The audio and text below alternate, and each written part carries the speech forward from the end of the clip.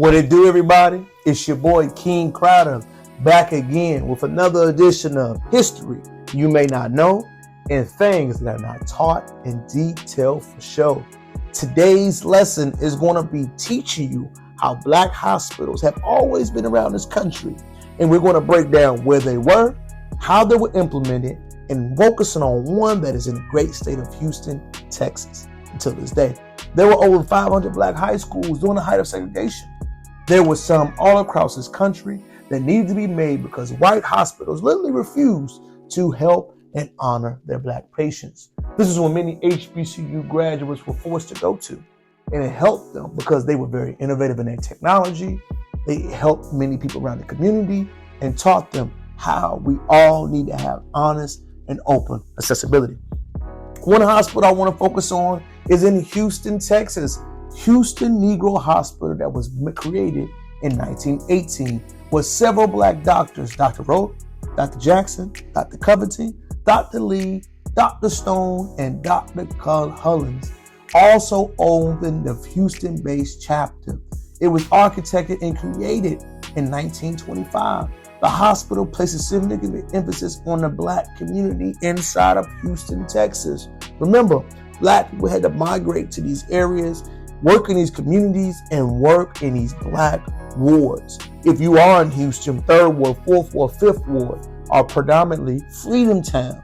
They were towns with post-emancipation slavery. They moved to created areas in which they could live, businesses and other areas where the black community built up. Houston's Negro Hospital nursing had its own ward where nurses would go to be educated, to work all across the city of Houston. Both black men worked in this area and championed what it was like to be as doctors in this community. It was such a hit that other white people around this area decided to go to the Houston Negro Hospital. Why? Because it was good. It was productive. The customer service, the respect, and the attention to detail. You can see during the height of these eras that they were going that black Americans had the best doctors. I know it's not like to be talked about or the herbalists or many things that you believe into now. Many black people around this town began to work in these Negro-only hospitals because they had desire. They had the championship feeling, they had aspirations, and the medical history was truly inspirational.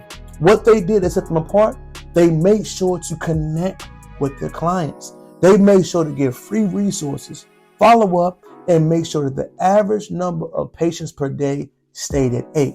Let's put it in perspective. Doctors now want to stuff that to ensure that the insurance premiums remain high. What these black hospitals did was to keep it low and more spread out. They knew that the quality of the service outweighed the quantity of the service. When the nursing programs were implemented, they had a way to go into the community, go into what it takes to build the bond.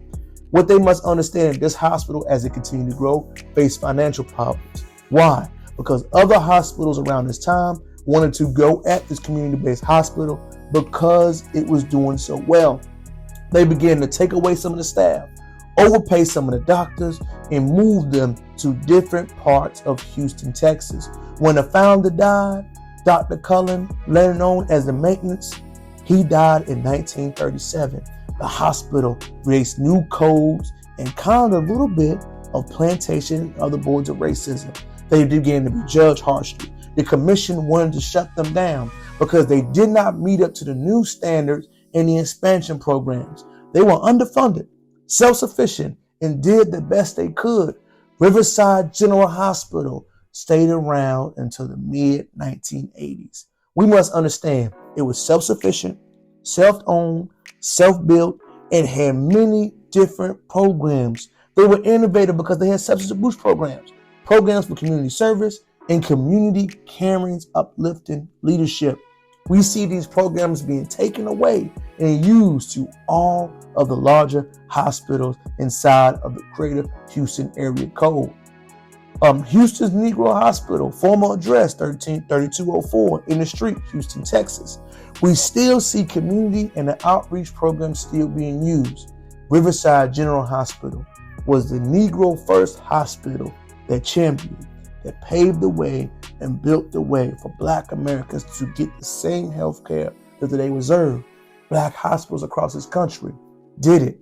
Were innovative without the funding or the love that many of their counterparts did. I think we need to shed a light on this throughout history. Why? Because this is stuff that we need to teach and need to show each other. Show not only the good, the bad, but the success stories. How do they have a hospital?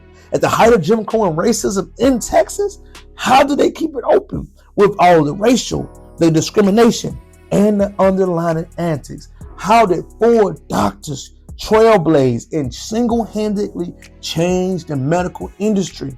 You ain't got to listen to me.